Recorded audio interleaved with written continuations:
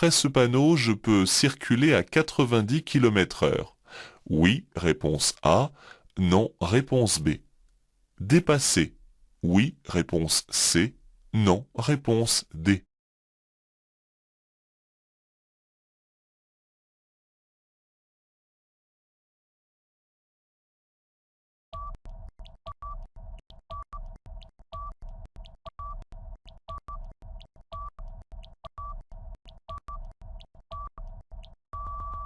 Ne vous y laissez pas prendre.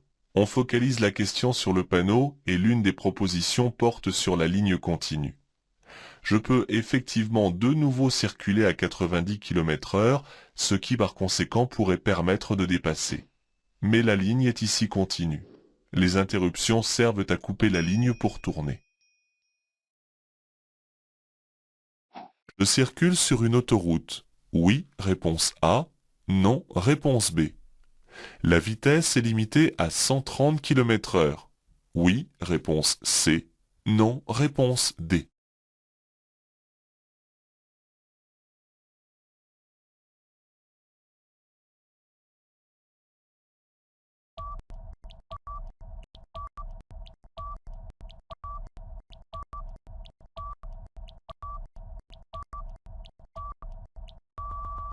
Pas de précipitation. Si vous associez l'autoroute avec la limitation générale, sans donner un coup d'œil sur le panneau, vous tombez dans le panneau. Ce tronçon autoroutier est en effet limité comme sur une route à chaussée séparée. Cela existe dans les régions très vallonnées ou montagneuses. La vitesse est ici limitée à 110 km/h. Je circule dans un parc national de montagne. Je peux rencontrer des animaux en liberté. Oui, réponse A. Non, réponse B. Le stationnement et la circulation peuvent être interdits la nuit. Oui, réponse C. Non, réponse D.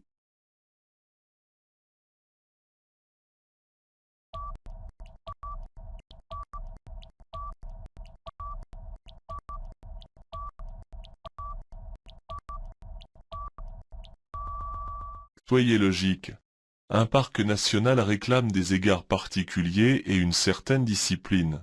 Il n'est pas rare de trouver sur la route des animaux domestiques ou sauvages, raison pour laquelle je circule raisonnablement et que je ne klaxonne pas. Enfin, sur certains tronçons de route, le stationnement est interdit la nuit quand il ne ferme pas, afin d'assurer la tranquillité du parc. Je circule sur une autoroute. Oui, réponse A. Non, réponse B. Je dois circuler à 50 km/h. Oui, réponse C. Non, réponse D.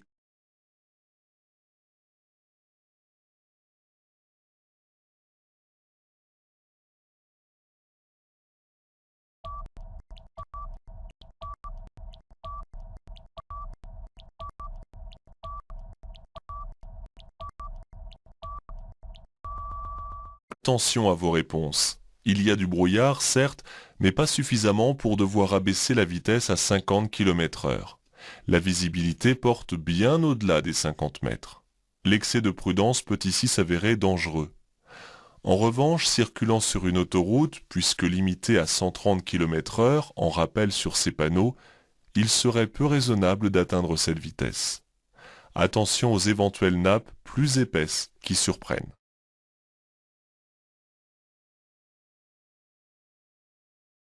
Je suis bien placé pour emprunter la prochaine sortie. Oui, réponse A. Non, réponse B.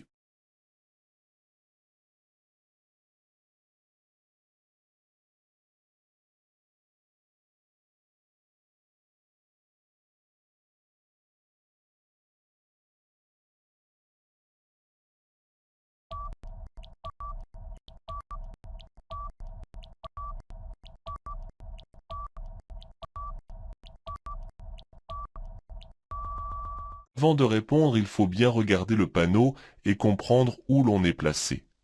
La sortie se situe à 14 km. La voie dans laquelle je circule n'appartient donc pas à cette sortie. Par conséquent, je circule actuellement sur une voie réservée aux véhicules lents. Si ma vitesse est supérieure à 60 km/h, je dois en sortir. La signalisation indique sur l'aire de repos un restaurant. Réponse A. Un distributeur de boissons chaudes. Réponse B. Des pompes à carburant. Réponse C. Une hôtellerie. Réponse D.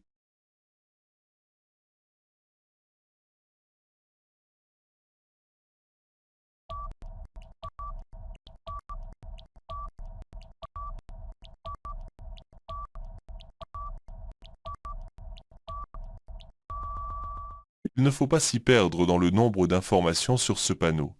Le premier représente le logo d'un distributeur de carburant. Le deuxième signale un restaurant ou un self-service proposant des plats chauds. Et le troisième un distributeur de boissons chaudes et froides. L'hôtellerie ne fait pas partie des services sur cette aire, qui est accessible aux personnes ayant une mobilité réduite. Dans cette côte, le camion à ma gauche ralentit. Je ralentis. Réponse A. Je passe par sa droite. Réponse B.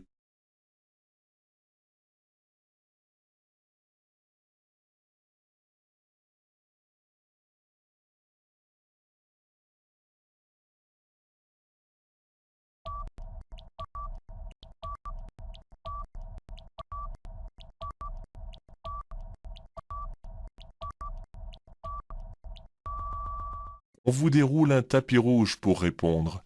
Tous les ingrédients sont présents dans la question et sur l'image pour aboutir à la règle stricte à appliquer. On ne dépasse jamais par la droite car c'est dangereux.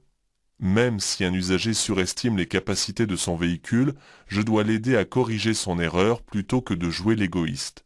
Je ralentis afin de bien montrer mon intention de le laisser revenir à droite. En tentant de dépasser ici ce camion, je risque des points en moins. Oui, réponse A. Non, réponse B.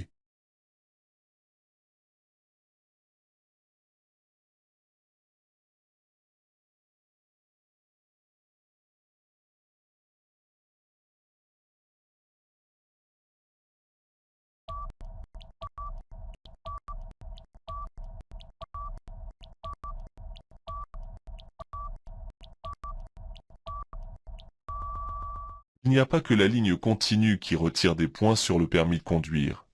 Une ligne de dissuasion aussi. Retenez-le bien. Une ligne de dissuasion remplace une ligne continue sur les routes étroites et sinueuses afin de laisser la possibilité de ne dépasser que des véhicules très lents. Tout autre dépassement pourrait alors être caractérisé comme dangereux et coûter 3 points au permis de conduire. Un camion comme celui-ci n'est pas un véhicule très lent. Ces panneaux peuvent me concerner. Oui, réponse A. Non, réponse B.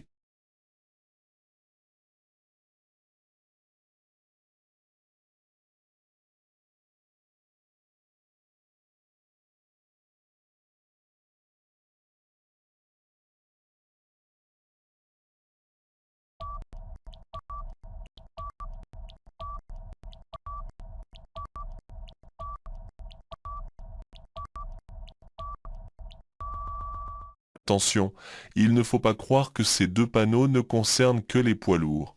À titre professionnel, à bord d'une camionnette, je peux entrer dans ces deux intersections. La route est interdite au transport de produits explosifs ou inflammables et au transport de matières dangereuses. Ces véhicules, lourds ou légers, sont identifiés par un losange normalisé précisant le produit transporté. Je dois ici faire tourner le moteur durant 10 minutes avant de partir. Oui, réponse A. Non, réponse B.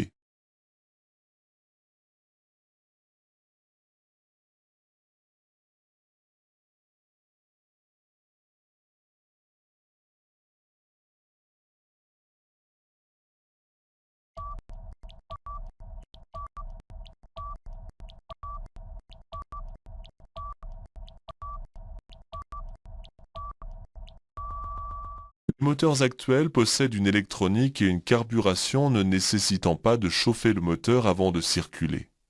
C'était peut-être le cas anciennement, mais ce n'est plus vrai aujourd'hui. Il suffit de partir en souplesse et sans pousser le régime, après avoir lancé le moteur, le temps que l'huile réchauffe et coule avec fluidité sur toutes les surfaces en frottement. Je n'oublie pas auparavant de dégager toute la neige du véhicule. Durant les travaux, je peux encore m'arrêter pour utiliser la borne d'appel. Oui, réponse A. Non, réponse B.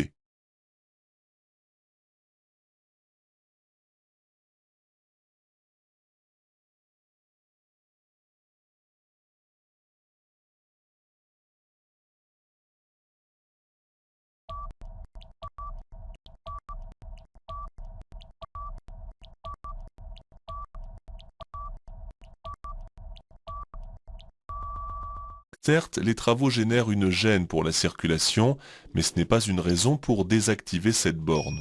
Ne faites pas d'association d'idées hasardeuses. Tant qu'elle n'est pas signalée à l'avance comme inactive et empaquetée, je peux toujours m'arrêter à droite pour l'utiliser. Il est conseillé de s'arrêter au moins toutes les 2 heures. Oui, réponse A. Non, réponse B. Durant 20 minutes. Oui, réponse C. Non, réponse D.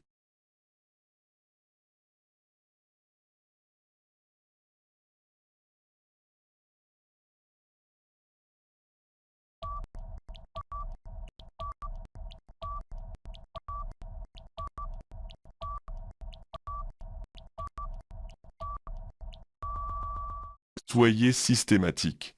Un arrêt toutes les 2 heures durant 20 minutes et rien d'autre. L'activité de conduite fatigue. Après 2 heures au volant, le temps de réaction passe d'1 seconde à 1 seconde et demie. Il ne faut pas reculer le moment de se reposer car l'attention s'émousse de plus en plus jusqu'à plonger dans le sommeil. Il faut une bonne vingtaine de minutes de repos pour tout remettre en place. Cet arrêt très court avec les feux de détresse reste autorisé. Oui, réponse A. Non, réponse B.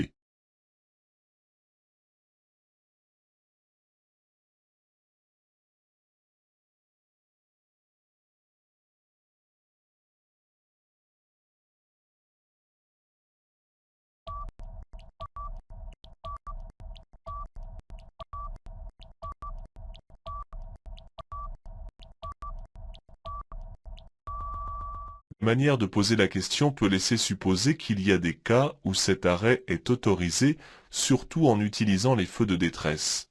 Il n'en est rien. L'arrêt et le stationnement sont interdits à contresens de la circulation. Les feux de détresse ne servent pas à s'excuser d'une gêne volontaire. Cet usager est donc en infraction. La voie de droite est réservée aux véhicules lents. Oui, réponse A. Non, réponse B. À la sortie vers l'aire de repos. Oui, réponse C. Non, réponse D.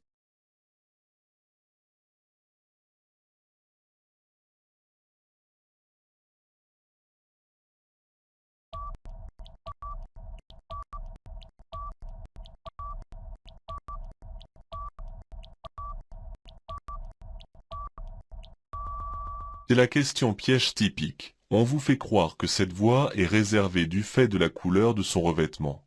Il est seulement neuf. Il n'y a que le marquage au sol de ligne réservée et le panneau spécifique au véhicule lent pour lui conférer un autre statut. C'est encore moins une voie pour accéder à l'aire de repos. Je dois revenir à droite. Je peux stationner à droite juste après le passage piéton. Oui, réponse A. Non, réponse B.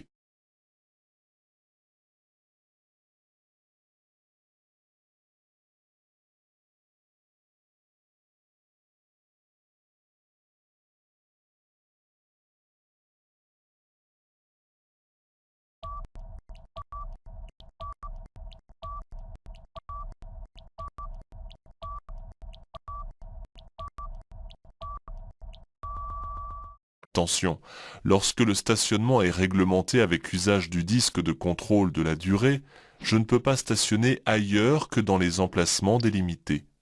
Le panneau indique que j'entre dans la zone au niveau du passage, mais les emplacements sont un peu plus loin. De plus, ce n'est pas l'endroit idéal, je risque de gêner. Je peux m'arrêter le long des barrières. Oui, réponse A. Non, réponse B. Après les barrières. Oui, réponse C. Non, réponse D.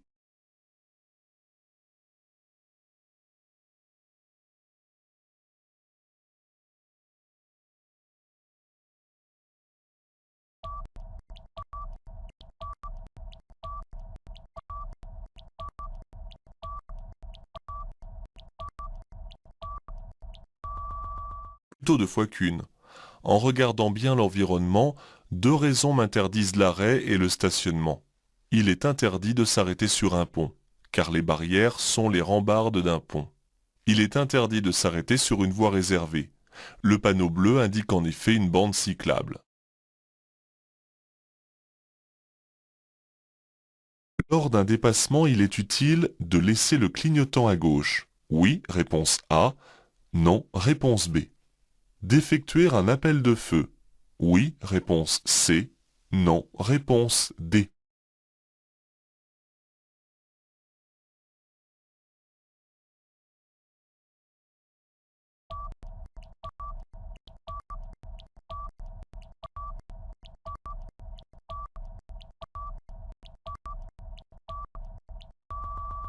Faites bien la différence entre utile et obligatoire. Bien qu'il ne soit pas obligatoire de le laisser après avoir changé de voie, le clignotant éveille l'attention de celui qu'on dépasse et de ceux qui suivent. Un bref appel de feu peut aussi avoir le même effet, surtout si je remarque que le conducteur n'est pas tout à fait à sa conduite. Circuler en étant fatigué peut être aussi dangereux que d'avoir bu de l'alcool. Oui, réponse A. Non, réponse B.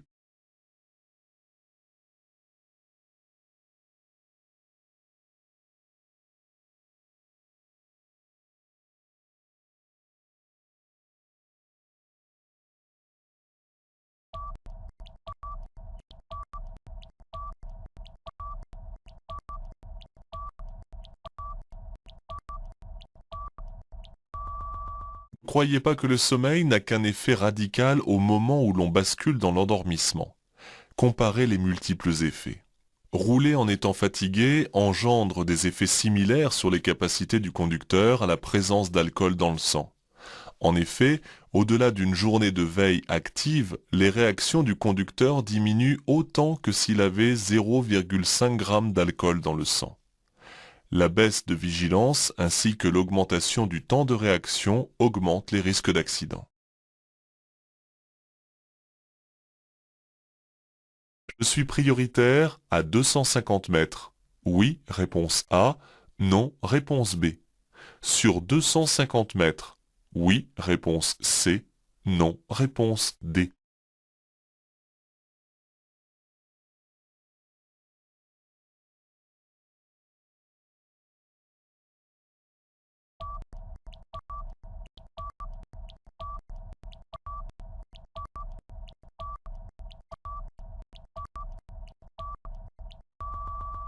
Ne vous laissez pas embarquer sur ce qui ressemble à un choix entre les deux propositions ciblées sur la distance du panonceau. Ce sont deux propositions bien séparées. J'entre dans un sens unique étendu sur 250 mètres seulement. Ce panneau ne confère aucune priorité de passage aux éventuelles intersections.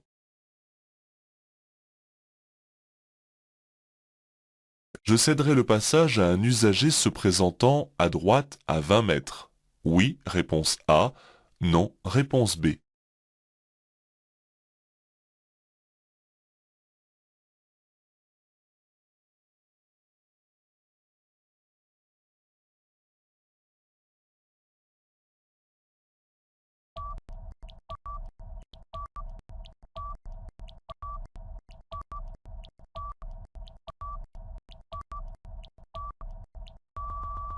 Vous confondez une rue et une sortie de station-service. Il suffit d'observer et de remarquer que l'entrée se situe juste à ma droite et la sortie à une vingtaine de mètres. De plus, le caniveau marque la limite entre la chaussée et les accès. Les usagers qui en sortent doivent céder le passage avant de s'insérer.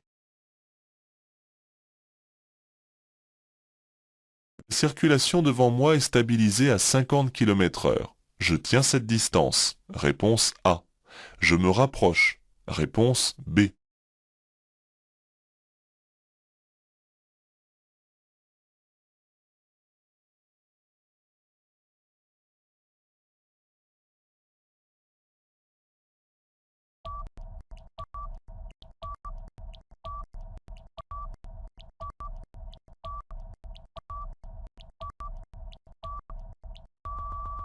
Ne collez pas les autres. On ne répond jamais qu'il faut se rapprocher des autres lorsqu'on roule.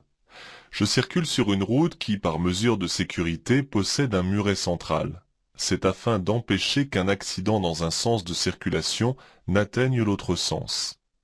Si devant moi la circulation circule au ralenti, je garde mes distances afin de compenser le défaut de prudence des usagers qui devant moi sont trop près les uns des autres. L'entrée de l'autoroute se situe au niveau des panneaux de direction. Réponse A. À la sortie de l'agglomération. Réponse B.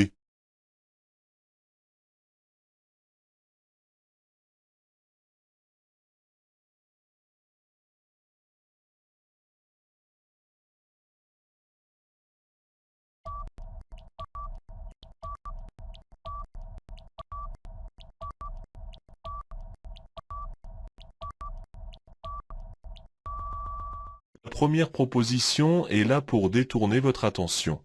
N'y cédez pas et regardez toute la signalisation. En effet, on ne s'attend pas à ce qu'une autoroute débute en pleine agglomération et l'on est vite tenté de se précipiter sur la deuxième proposition. Un petit panneau se tient pourtant discrètement en bas du support des panneaux de direction. C'est lui qui nous informe que l'autoroute commence ici même. J'entre sur l'autoroute. Je vais pouvoir circuler à 130 km/h. Oui, réponse A. Non, réponse B.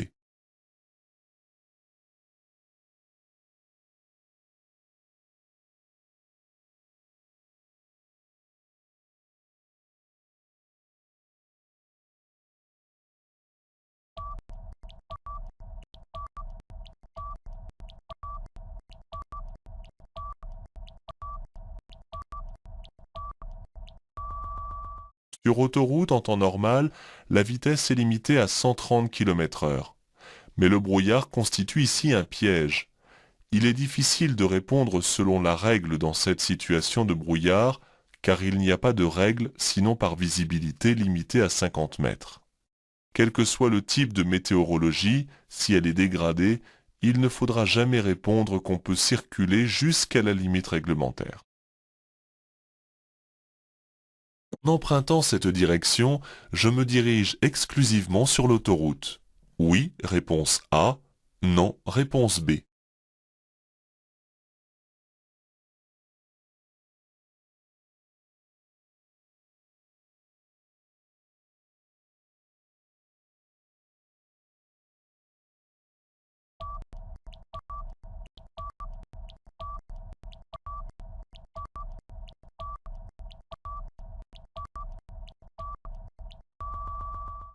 Tous les panneaux sont bleus. Le piège serait de penser qu'on pourrait se diriger ailleurs que sur l'autoroute. Ne cherchez pas un piège là où il n'y en a pas. Lorsque sur un axe on ne trouve que des panneaux autoroutiers, celui-ci ne peut desservir qu'une autoroute. La signalétique de couleur associée aux panneaux autoroutiers indique l'intensité du trafic. Ce losange jaune et blanc peut se trouver sur une route départementale. Oui, réponse A. Non, réponse B. Sur une autoroute. Oui, réponse C. Non, réponse D.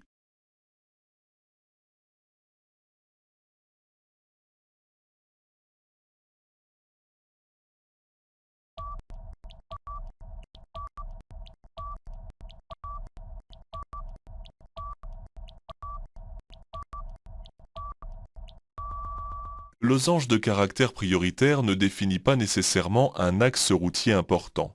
Il confère seulement à la route un statut particulier où les usagers rejoignant l'axe doivent céder le passage. Une route départementale peut donc obtenir ce statut. On trouve parfois ce losange et celui qui est barré lors d'une jonction de deux autoroutes. Quelle que soit la signalisation en intersection, un tel attelage doit céder le passage. Oui, réponse A. Non, réponse B.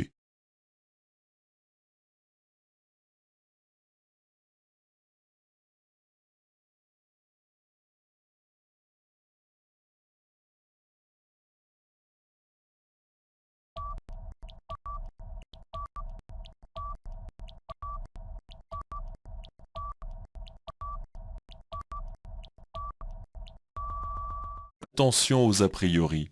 Un attelage hippomobile avec des chevaux est considéré comme un véhicule normal, ayant les mêmes droits et les mêmes devoirs que les autres sur la route.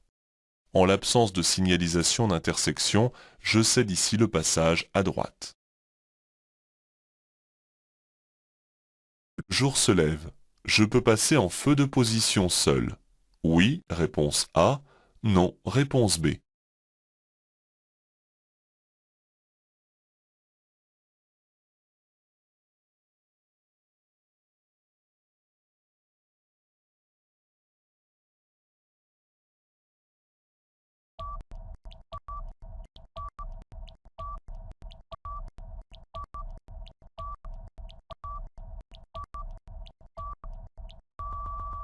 Attention au piège de la circulation hors agglomération. Il n'existe qu'une règle. Les feux de position seuls ne sont tolérés que la nuit en agglomération bien éclairée. En dehors de ce cas de figure, j'allume toujours directement les feux de croisement. Et lorsqu'il fait totalement nuit, sans éclairage ni gêne pour autrui, j'allume les feux de route. La pollution augmente avec la vitesse. Oui, réponse A. Non, réponse B.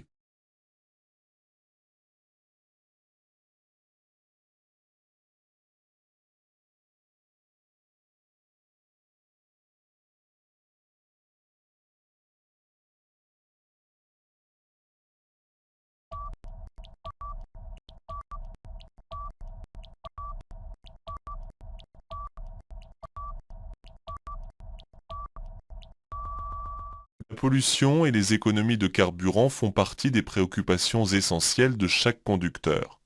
Des questions sont donc posées à cet effet et elles découlent toutes de la logique commune. Qui peut dire qu'on consomme moins en accélérant l'allure et que par conséquent la pollution diminue? Personne. Sur l'accotement à droite, je peux m'arrêter. Oui, réponse A. Non, réponse B. Stationner. Oui, réponse C. Non, réponse D.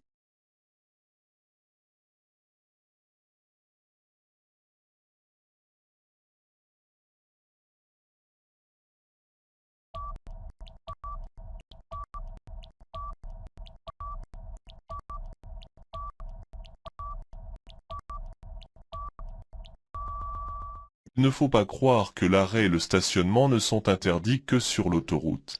La règle est la même sur les voies rapides. Je reconnais ce type de route par la présence d'une bande d'arrêt d'urgence tout le long de la route. C'est ici le cas.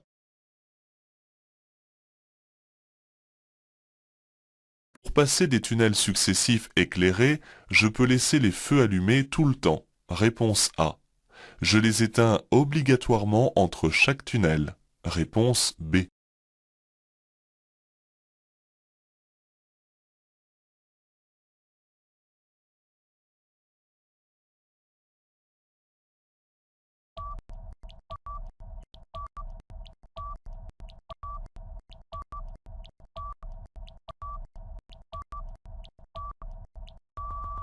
Pour traverser un tunnel, je dois allumer les feux de route s'ils ne sont pas éclairés et si je ne gêne personne. Sinon, j'allume les feux de croisement. Ils sont en général tous éclairés sur une route passagère. Dans ce cas, bien qu'il n'y ait aucune obligation, je les laisse allumer tout du long afin de ne pas les oublier. Le piège serait de croire à une obligation d'extinction des feux.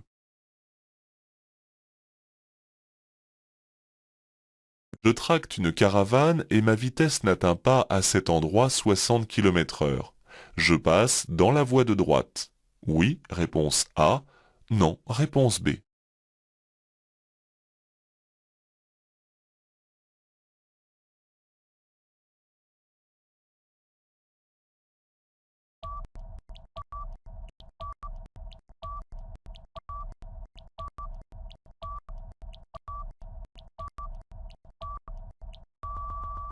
Ne prenez pas une voie réservée pour une bande d'arrêt d'urgence. Cette dernière se trouve à droite de la voie réservée. Cela se reconnaît aux lignes. La voie réservée possède des traits larges et rapprochés, alors que la bande d'arrêt d'urgence est constituée de longs traits. Pour rappel, la voie à droite est réservée à tous les véhicules qui n'atteignent pas 60 km/h. Je contrôle, j'avertis et je passe dans la voie de droite. Je peux envisager de dépasser le camion bleu. Oui, réponse A. Non, réponse B.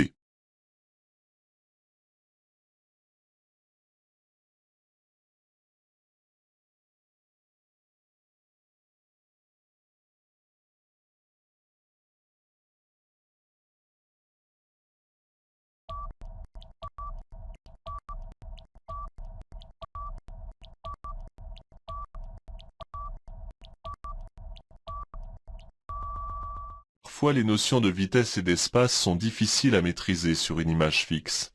La situation présentée est alors choisie sans ambiguïté, comme ici. La signalisation temporaire invite à réduire ma vitesse avant la réduction du nombre des voies. Celle de droite est supprimée à 200 mètres. Le camion va donc passer sur celle de gauche. Il est impossible d'envisager de le dépasser pour l'instant. Je dépasse ces cyclistes. Oui, réponse A. Non, réponse B.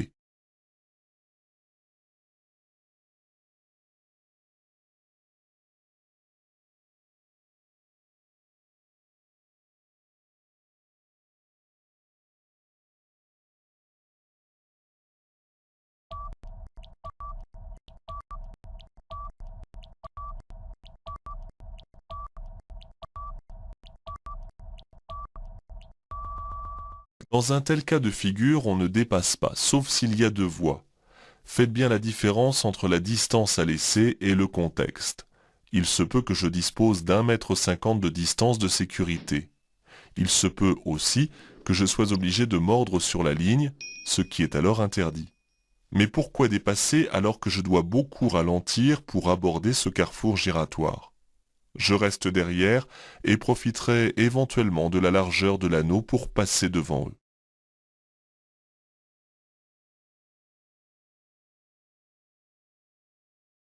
Les camions sont ici prioritaires. Oui, réponse A. Non, réponse B. Je ralentis. Oui, réponse C. Non, réponse D.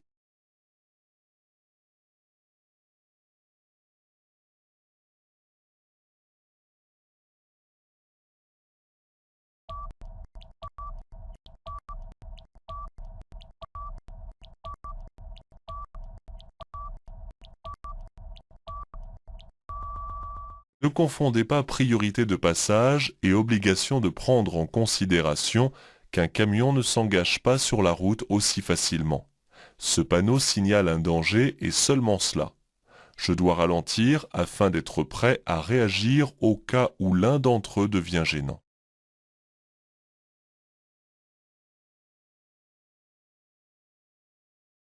Je tiens compte de la fin d'interdiction. Oui, réponse A. Non, réponse B. Je circule sur une autoroute. Oui, réponse C. Non, réponse D.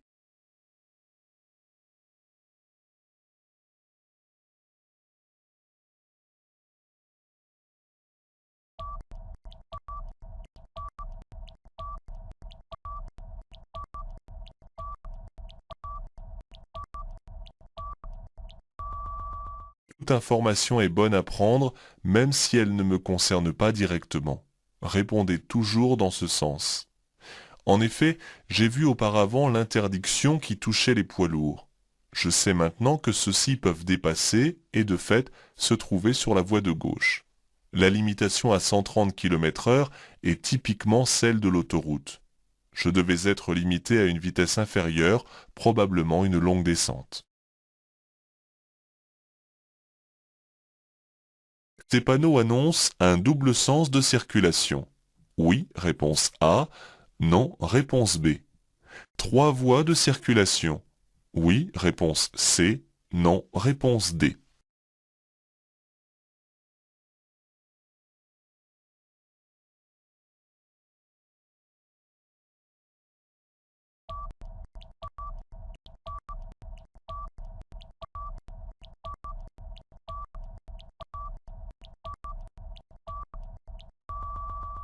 Ne vous trompez pas dans le sens des flèches et le nombre des voies. En effet, le panneau ressemble un peu à un créneau de dépassement qui par définition se situe sur une route à double sens de circulation.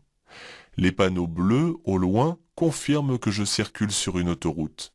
Celle-ci va passer de 2 à 3 voies. En regardant trop vite, on se trompe.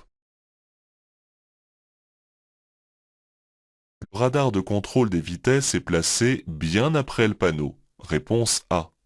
Au niveau du panneau. Réponse B.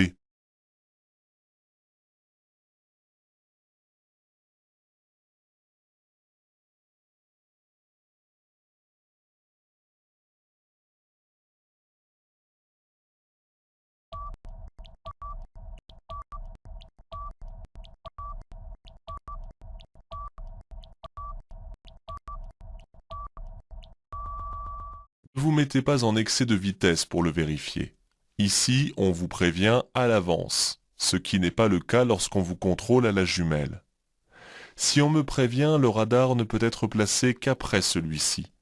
La distance varie en fonction du lieu, mais elle laisse toujours le temps de regarder son compteur et de corriger éventuellement si l'on a dépassé la vitesse limite. Je suis en descente. Je m'arrête le premier. Oui, réponse A. Non, réponse B. C'est à l'usager en face de se ranger. Oui, réponse C. Non, réponse D.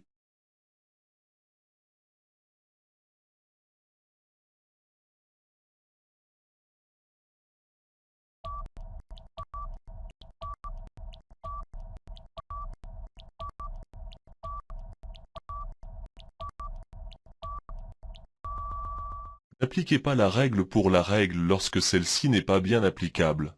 On pose ici une question de comportement et de courtoisie. En effet, si c'est à moi de m'arrêter en premier, il va de soi que l'espace de dégagement est du côté de l'autre usager. C'est donc logiquement à lui de serrer à droite afin de me laisser passer.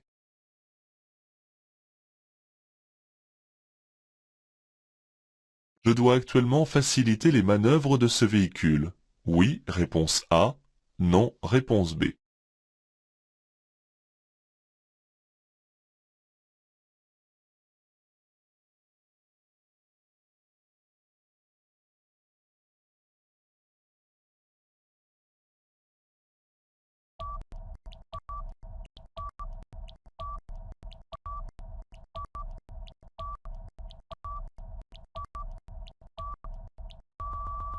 On peut rester perplexe au regard du véhicule de service. Il est rare en effet qu'il soit équipé d'un gyrophare bleu. Les gyrophares jaunes sont en action, celui-ci est donc en mission de service et je dois rester attentif tout en augmentant la distance de sécurité. Pour que j'aille au-delà en lui facilitant ici une manœuvre, il faudrait que le gyrophare bleu fonctionne. Cette limitation indique la vitesse à atteindre pour sortir de la voie d'insertion. Réponse A. S'adresse à tous les usagers. Réponse B.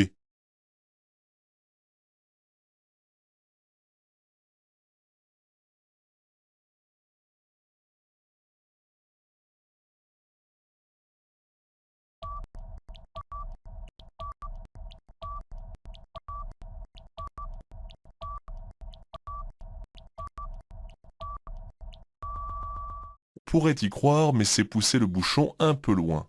Il n'y a pas de vitesse obligatoire pour sortir d'une voie d'insertion, sinon qu'il ne faut pas gêner par une vitesse trop lente. Cette limitation à 110 km/h, placée en rappel, s'adresse à tous les usagers.